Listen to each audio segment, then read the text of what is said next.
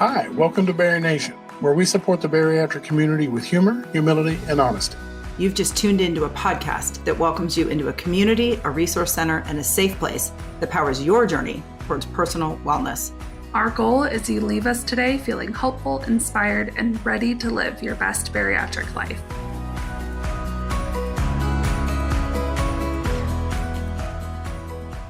Hey, BariNation, it's April. This podcast is brought to you each and every week by people just like you. Yep, people who listen and watch the BariNation podcast are monthly supporters, ensuring that this amazing educational resource stays around for every patient all over the globe. This week's episode is brought to you by Jacqueline M., Christine M., Rhonda H., and Val C. Without their support, we could not do it. So join us. Head to patreon.com/BariNation podcast and become a monthly supporter just like these amazing humans. We talk about frustrations in this journey quite a bit. And one of the ones that we come in contact with more than kind of the rest of them would be slow weight loss during our journey. Would you say that's fair, Nat? I would say that's very fair. Yeah, I can tell you as someone who's recently had revision that I am going through this as we speak. Even though the amazing Dr. Joe told me that it was going to happen, I was prepared for it to happen, and it's happening, and yeah, it kind of sucks. It is quite frustrating. I can definitely attest to that. Have you experienced the same in your journey, Nat? Yeah, I have. I've talked about this a lot in the BariNation support community and support groups and meetups.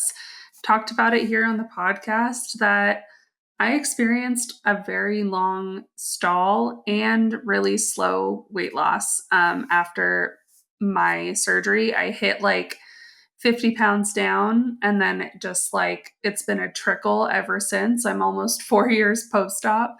And I'm still losing weight, which is awesome. But it's like, couldn't I have gotten here like 3 years ago? That would have been nice. Would have been fantastic if it would have just been the straight down like an elevator we all thought it was going to be. I mean, it's not just one big slide where you just get at the top and whee all the way down to the bottom. No. Yeah, no. It comes with its ups and downs for sure. No, it's not just like an instant drop that everyone thinks. No, it definitely comes with its ups and downs, like we've talked about plenty of times. As good as it is to see the scale move, and we love watching those numbers drop, at the same time, when they stop, it's panic mode. Or if they go, heaven forbid they raise a pound or two, then it's DEFCON 5. Call everybody figure out what you did wrong, and that's all absolutely normal. Like we kind of we laugh about it, and because that's all you can do, honestly. Because if you really let it bother you like that, it's going to drag you down, and it's really going to be a miserable experience for you, and we don't want that. So that's kind of why we tend to try to poke a little fun at it, because we know it's going to happen, and the more you know it's going to happen, the more prepared you can be for it. So it is less damning on you when it happens. So it's definitely something that like I said, even though I knew it was coming, like I'm still struggling with it.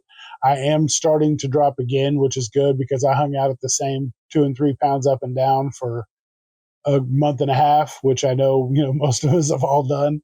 So now that it started to move again, like it's kind of put me back in the right mind frame.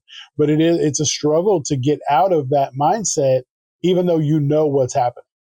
Yeah, I mean, I think the biggest thing for me to get through it is seeking out those who have gone through this slow weight loss. They've hit stalls. It hasn't been easy for them, which, spoiler alert, is everyone comes across hurdles. Everyone struggles with something.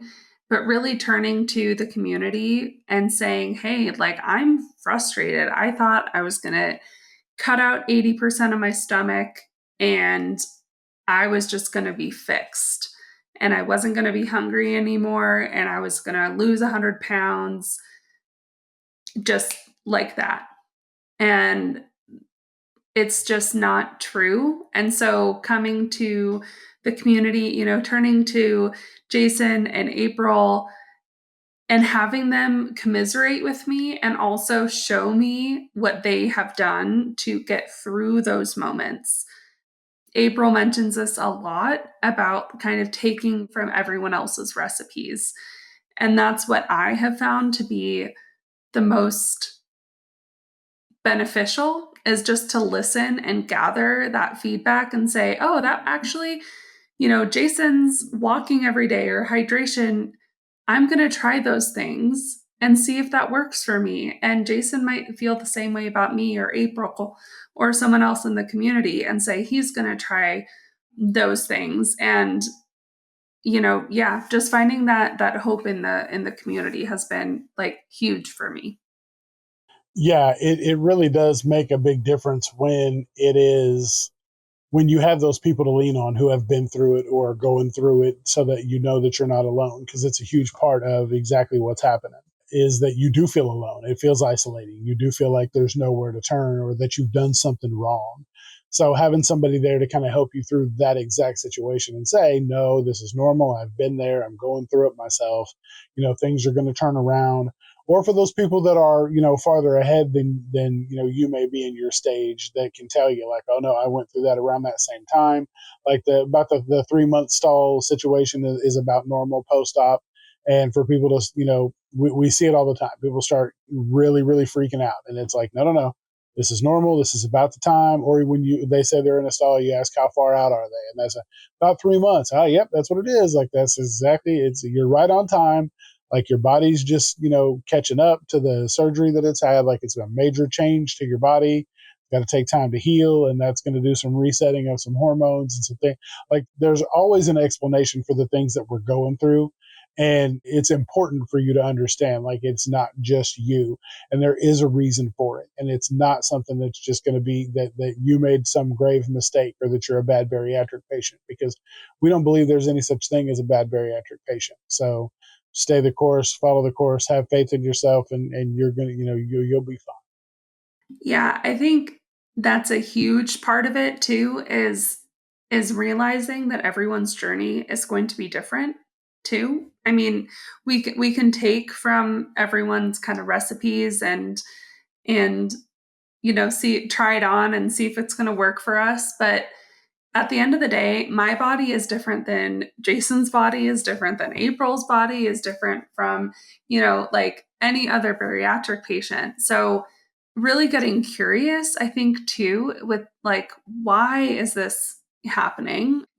Like you said, Jason, are there hormone changes? Are there underlying health things that didn't go away after surgery that I can look into and just be that scientist to really investigate, like, why is this happening? And it also could just mean that we need more treatment, that I need, to onboard GLP-1 medications, or I need to have a revision. Like, it could mean that I need more medical help or more help with my nutrition or movement, whatever that may be.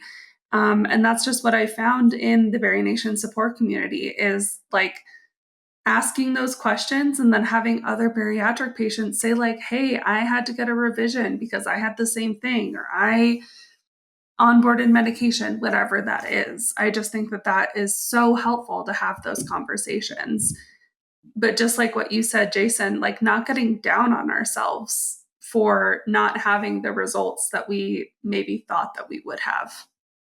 Yeah, it's onboarding additional adjunct treatments in this journey is not only an option, it's paramount, because obesity is a chronic disease, which means it learns all the time. So it's going to try to find a way to outsmart whatever treatments you've used up to this point. So onboarding additional treatments doesn't mean that you have failed. It doesn't mean that you've made a mistake. It doesn't mean that you don't deserve to onboard the additional treatments because you didn't do something right the first time. All it means is take advantage of all of the options that are out there for the adjunct treatment available for you, because this journey's forever. Like we have the rest of our lives to get it right. And if that means that we have to have a revision, or we have to onboard GLP-1s, or any of the things we need to do, community, counseling, all those things, like you would never tell somebody that they shouldn't seek a mental health professional. It's the same thing as telling somebody they shouldn't seek that, post-op. It's all the same thing. It's all in the same vein. of trying to get better. Absolutely. I couldn't agree more. Anything else you would like to leave the beautiful people with before we end this episode, Natalie? No, I think, we covered it. I think by reaching out to the community to learn and have an open mind and using that curiosity mindset to push and keep searching for what you need, whether it's adjunct treatment or community, both, all of the above, just don't stop looking for those answers. Nope, because they're out there. All right, you guys, we hope this helped you. And if you do need additional support or you have questions, come and reach out to the BariNation support community. We are here.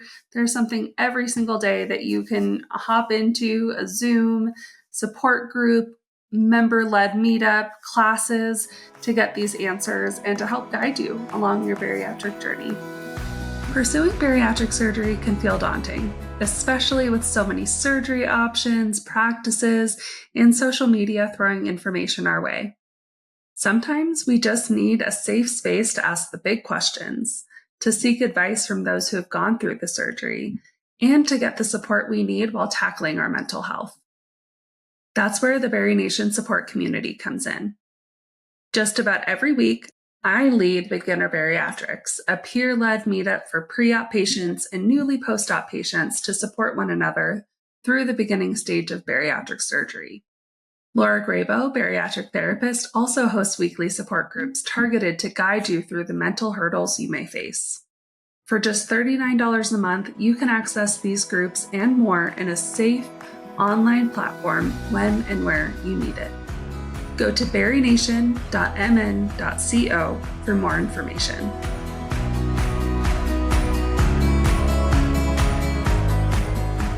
That wraps up another empowering episode of the BariNation podcast. If you enjoyed today's episode, keep the conversation going by joining the BariNation membership community, where you can attend live support events, access on-demand resources, and find a caring community. Join us at barination.mn.co. If you found this podcast valuable, help us produce it by becoming a $5 monthly supporter at barinationpodcast.com. And just remember, at the end of the day, you've got this, we've got you, and we'll see you next time. Bye, everybody.